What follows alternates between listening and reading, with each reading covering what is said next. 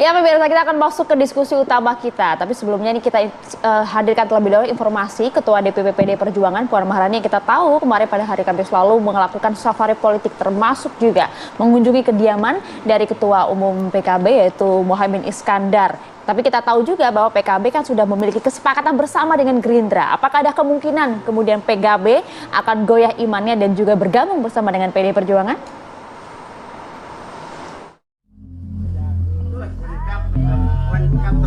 Puan Maharani kembali melakukan safari ke beberapa tokoh.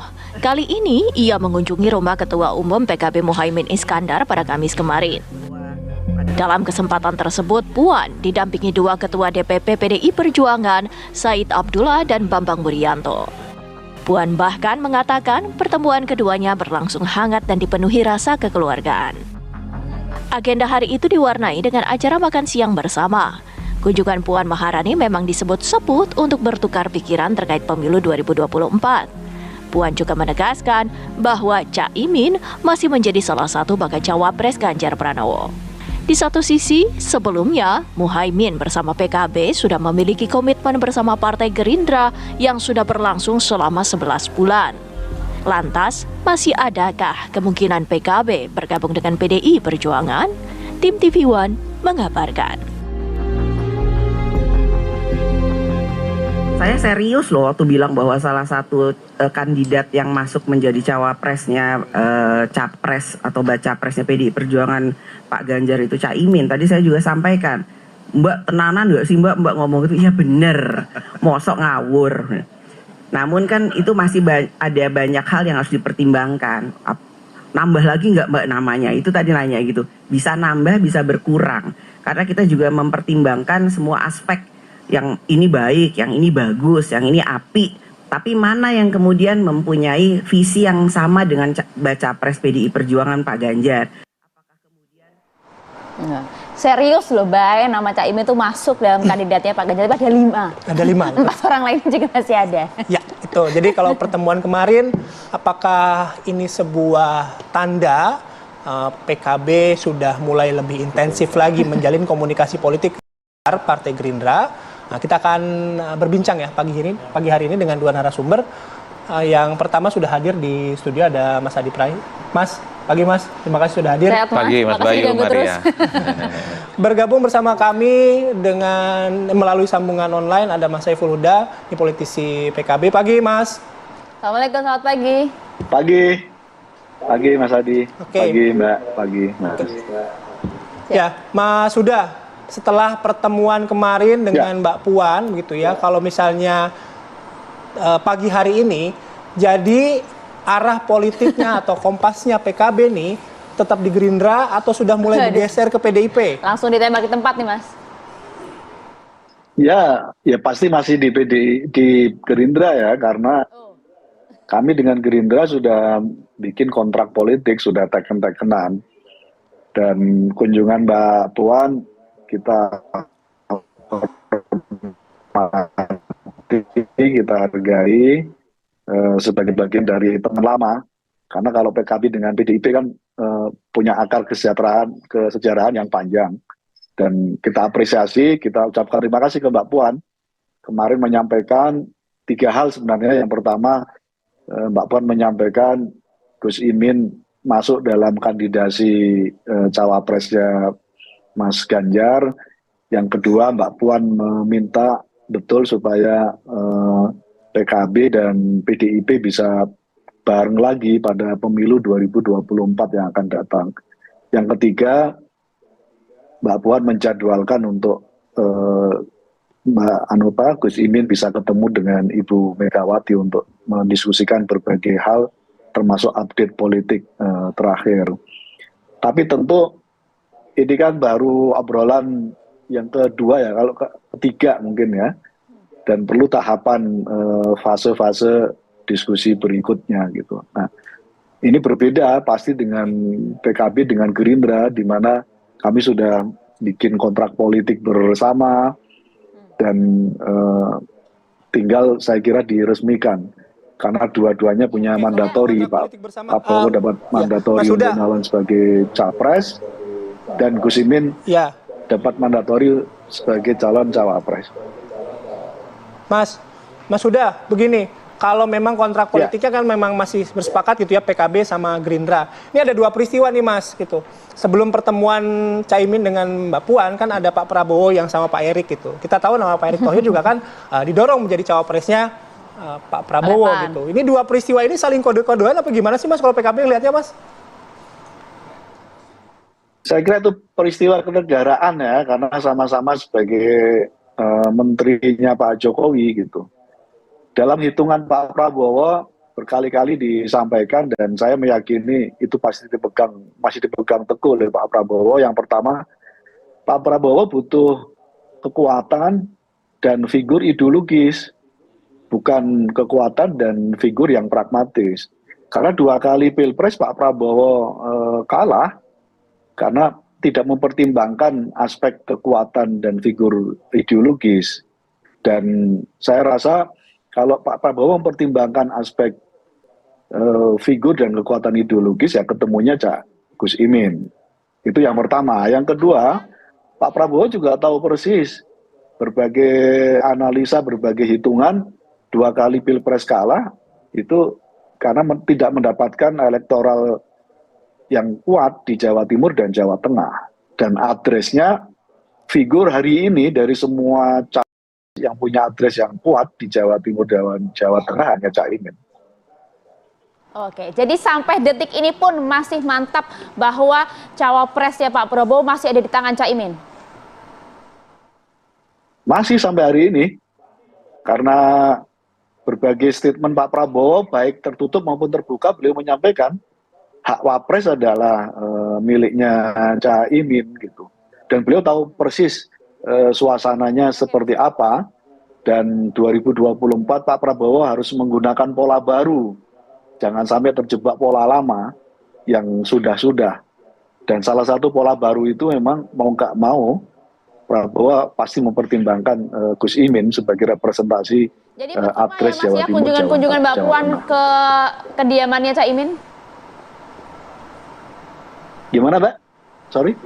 Jadi percuma aja ya kunjungan-kunjungannya Mbak Puan ke rumahnya Caimin ini, Mas? Ya tentu masih butuh fase berikutnya ya gitu. Tapi perlu saya pertegas memang bahwa proposal PKB tunggal dalam Pilpres 2024 Gus Imin maju sebagai capres atau cawapres dimanapun koalisinya. Oke, siap. Sampai di situ saya mau ke Mas Adi. Mas Adi, nampaknya masih cukup percaya diri, masih cukup confidence gitu bahwa cawapres Pak Prabowo ya Caimin. Tapi katanya perlu ada kunjungan-kunjungan, pertemuan-pertemuan lagi dengan PDIP. Nah, Anda melihatnya seperti apa sih ini?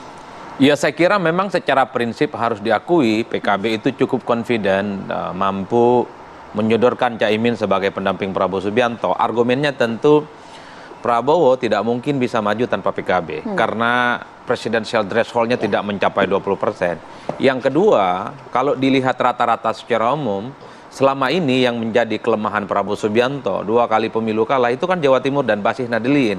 Jawabannya ada di PKB. Jadi Nahdliyin itu adalah replika politik dari PKB atau PKB adalah replika politik dari Nahdliyin. Sesuatu yang memang selama ini menjadi kelemahan Prabowo Subianto. Ini adalah 2 variabel penting yang menurut saya kenapa PKB itu relatifly sampai saat ini hampir 100% iman politiknya tetap ingin menjadi pendampingnya Prabowo Subianto. Apalagi sudah ada fakta integritas yang sudah disepakati di mana persoalan cawapres kunci Inggrisnya sudah diberikan kepada PKB. Itu yang pertama. Cuman yang kedua, kalau tidak salah tanggal 17 Maret 2023, beberapa bulan yang lalu, Pak Hasim mengatakan kalau memang Caimin itu adalah cawapresnya Pak Prabowo, mestinya sejak Agustus tahun lalu sudah diumumkan. Pak Hasim ngomong itu saat menghadiri deklarasi Prabowo Mania 08 di Gedung Juang beberapa waktu yang lalu. Kata Pak Hasim, di beberapa media yang dikutip, tidak harus Caimin 100%, masih terbuka peluang-peluang yang lain. Nah, problemnya adalah ketika kunci Inggris ini diberikan sepenuhnya kepada PKB untuk persoalan cawapres, apakah akan diambil PKB sepenuhnya atau kunci Inggris ini bisa diberikan kepada yang lain. Ini yang sepertinya membuat kenapa Caimin sampai saat ini tidak kunjung diumumkan oleh Gerindra sebagai pendamping Prabowo. Tapi ingat, ketika Puan Maharani mengunjungi Caimin bertemu dengan PKB, tentu iman politik PKB akan goyang-goyang, Mbak, meleleh hatinya. Siapa yang tidak meleleh? Ini adalah partai politik besar, menang pemilu 2 kali dan punya jagoan capres yang saya kira juga elektabilitas signifikan, meski di survei misalnya masih di bawah Prabowo Subianto ya. Oleh karena itu saya kira bagi PKB, in the end of the day-nya, siapa yang mau menerima proposal politik PKB, khususnya Caimin sebagai cawapres, maka disitulah PKB akan menentukan pilihan politiknya. Kalau Prabowo diambangkan, tidak ada di situ, bukan tidak mungkin PKB akan pindah ke lain hati, salah satunya ke PDIP. Artinya juga pertemuan kemarin dengan Puan, sindiran juga untuk Prabowo yang sehari sebelumnya mesra dengan Pak Erik. Artinya kalau misalnya PKB tidak kemudian dipertimbangkan oleh Gerindra, saya masih punya exit door lain nih. Karena ada pandangan yang menurut saya cukup paradoksal. Satu sisi, ketika Prabowo Subianto dan Caimin itu bertemu, menunjukkan kemesraannya, tapi tidak ada pembicaraan-pembicaraan kalau dua barang ini cocok gitu ya untuk maju. Tapi beda ceritanya, ketika Erick Thohir mengunggah foto dengan Prabowo, ada Jokowi di situ, ini mengaitkan dengan barang bagus yang sangat mungkin akan maju di 2024. Nah ini yang saya bilang paradok betul, padahal Pak Erik ini tak punya partai, hanya di-endorse oleh Partai Amanat Nasional. Tapi kalau bareng sama Prabowo, publik pasti diskusinya ini adalah dukungan dan bentuk restu Jokowi untuk duet. Nah sementara dengan Caimin nggak begitu ceritanya. Ini yang menurut saya agak rumit dan membuat kenapa PKB juga membuka komunikasi politik dengan PDIP.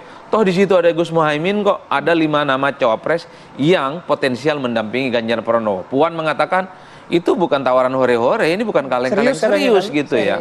Karena dari 10 nama mengerucut jadi lama, ini bukan perkara gampang di PDIP. Ini semacam beauty contest sebenarnya. Semacam bagaimana mencari idol ideal yang bisa mendampingi Ganjar Pranowo. Nanti mengerucut jadi 3, jadi 2 dan tinggal jadi 1. Nah siapa tahu yang 1 itu Caimin. Nah itu ya, soal paradoks nanti kita tanya lagi ke Mas Huda langsung ya. Tapi kami harus jeda terlebih dahulu. Kami akan kembali sesaat lagi. Anda kembali di Apa Kabar Indonesia Pagi, kita lanjut kembali perbincangan. Saya langsung ke Mas Huda. Mas Huda menanggapi apa yang tadi disampaikan Mas Adi begitu ya. PKB memang sangat yakin bahwa Caimin akan menjadi cawapresnya Pak Prabowo gitu. Tapi dalam beberapa hari terakhir kita lihat momen yang salah satunya foto yang tadi disampaikan Mas Adi. Yang ditampilkan adalah foto Pak Prabowo, Pak Erik dan juga ada Pak Jokowi di situ. Ada paradoks di situ yang disebut tadi oleh Mas Adi. Apa respon dari Mas Huda? Ya, publik Indonesia kan suka paradoks, terlebih-lebih sesuatu yang sensasional. Jadi ibarat rumah tangga sebenarnya Pak Prabowo dan Gus Imin kan sudah dalam satu keluarga, sudah suami istri lah kira gitu. Dan tiba-tiba ada orang ketiga kira-kira begitu. Jadi poinnya nggak baik jadi orang ketiga memang. Apalagi di tengah biduk keluarga yang sudah harmonis, sudah 11 bulan. Jadi sekali lagi, itu karena sensasi saja. Karena kalau dilihat, dibandingkan secara keunggulan komparatif, saya kira posisi Gus Imin sangat kuat. Dan itu saya tahu persis dalam berbagai diskusi dengan Pak Prabowo. Gus Imin merepresentasikan apa yang disampaikan oleh tadi Mas Adi, kekuatan Nahdien, Jawa Timur, Jawa Tengah. Dan Pak Prabowo sekali lagi perlu dicatat ya bahwa pemilu 2024 yang akan datang itu tidak hanya pertarungan pragmatis. Pemilu 2024 juga ada pertarungan ideologis. Dan Pak Prabowo meyakini dan tahu persis suasana itu gitu. Nah, Pak Prabowo sangat membutuhkan kekuatan dan figur ideologis untuk memenangkan pertarungan Pilpres 2024. Dan itu sosoknya Gus Imin. Oke, itu ada Gus Imin. Tapi tadi Mas Huda saya balik lagi. Soal ada Pak Prabowo dan Gus Imin begitu ya. Udah seperti ya dalam rumah tangga lagi harmonis gitu. Ada orang ketiga nih sekarang gitu. Nah orang ketiga ini mau diapain sekarang sama PKB? Ya, yang biasa kan. Goda-godaan orang ketiga kan biasa. Saya meyakini Pak Prabowo sebagai kesatria akan pegang teguh janji yang sudah disampaikan kepada kami keluarga besar PKB dan Gus Imin. Saya meyakini itu dan dalam berbagai kesempatan rekod Pak Prabowo termasuk terjaga betul. Beliau sebagai prajurit memegang teguh janji dan itu sudah disampaikan berkali-kali kepada Sampaikan tadi Mas Hadi, PKB. Mas Adi gimana Mas, sudah apa statement dari Pak Hasyim ya, belum tentu juga cawapres dari Pak Prabowo ini adalah Caimin. Pak Hasyim sudah meralat statement itu. Sorry, saya lupa tadi mau merespon itu. Pak Hasyim sudah meralat statement itu dan sudah menyampaikan kepada kami. Oke, Mas Huda, ini kan sudah lewat dari 11 bulan gitu ya, tak kunjung ada deklarasi yang pasti disampaikan oleh Gerindra dan juga PKB ini. Langkah selanjutnya PKB akan seperti apa? Akankah kemudian memberikan langkah tegas, oke kalau begitu kita akan lepas kerjasama dan akan bergabung ke Ganjar? Mungkin nggak itu terjadi? Begini, dari sekian poros calon atau koalisi, sebenarnya yang paling sudah solid kan sebenarnya PKB dan Gerindra dibanding dengan poros-poros yang lain. Karena itu kami meyakini bahwa dinamika ini hanya soal mengintip soal poros mana gitu. Kami juga menghitung plus minusnya gitu. Kami menghitung kalau ini deklarasikan awal dan poros koalisi lain belum deklarasi, pasti saya kira Nadine akan menjadi rebutan di poros yang lain, gitu. Jadi plus minus juga. Dan elit semua tahu soal ini. Nah karena itu di internal kami pun sama dinamikanya. Ada yang ingin cepat, ada yang ingin slow sambil melihat poros koalisi yang lain gitu. Dinamika di kami juga cukup dinamis. Intip-mengintip gitu ya Mas Huda ya. Oke, saya langsung ke Mas Adi. Mas Adi, posisinya masih intip-mengintip, PKB pede banget tadi karena berdasarkan kesepakatan dengan Gerindra bahwa Caimin adalah cawapresnya Pak Prabowo. Ya, dalam konteks intip-mengintip ini, iman bisa goyah nggak? Atau apa yang bisa bikin goyah deh gitu? Ya selama belum ada capres definitif yang didaftarkan ke KPU, maka sepanjang itu juga konfigurasi politik saat ini bisa berubah. Termasuk poros perubahan, termasuk juga porosnya Gerindra PKB, termasuk porosnya PDIP. Karena yang diakui oleh KPU itu adalah mereka, partai ataupun gabungan partai politik yang resmi mengumumkan dan mendaftarkan mereka sebagai pasangan capres dan cawapres. Politik kita ini kan politik last minute, Pak. Politik yang seringkali berganti musim begitu cepat. Siapa yang bisa membayangkan PKB selama 10 tahun itu head to head dengan Prabowo, tapi tiba-tiba mengikat janji setia untuk maju bersama di 2024. Ibaratkan orang hamil, nah ini bahasanya Gus Jazil ini. Hubungan antara Gerindra dan PKB 11 bulan, ini harus disesar nih Pak. Harus dikeluarkan paksa ini. Nggak bisa ditunggu norma. Ini sebenarnya kode politik dari PKB bahwa sebenarnya nggak terlampau nyaman juga PKB diambangkan begitu. Apalagi pada saat yang bersamaan ada orang ketiga yang dikaitkan jauh lebih kuat posisinya untuk bisa berdampingan Prabowo.